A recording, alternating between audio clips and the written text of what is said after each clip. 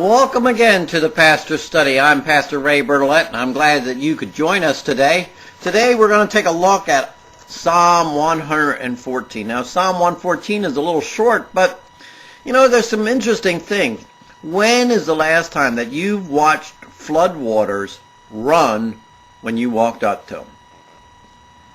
I don't ever remember floodwaters running or fleeing me.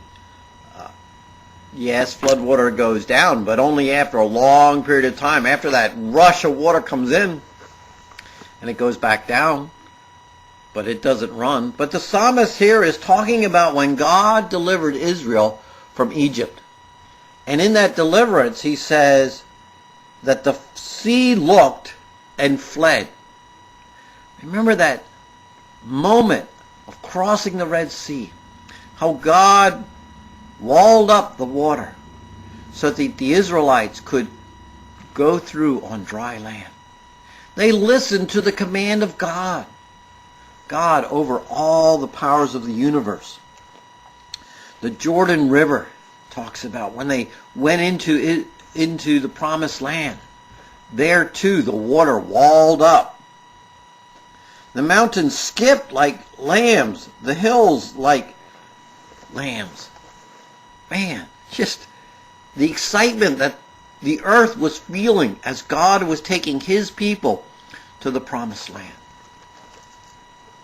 But what does that have to do with you and me?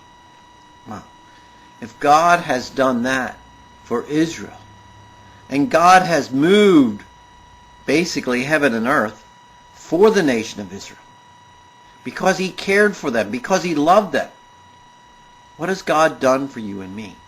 Now, not that God should do things for us, but as a display of his love, he sent Christ his Son, and his Son, part of the Trinity, died for you and for me.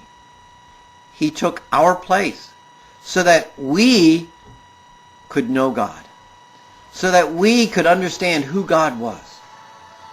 So I trust that you this day come to know Christ as your Savior and celebrate it and rejoice. I'm Pastor Ray Bertolette. Till next time in the Pastor Study, I say goodbye and may God bless.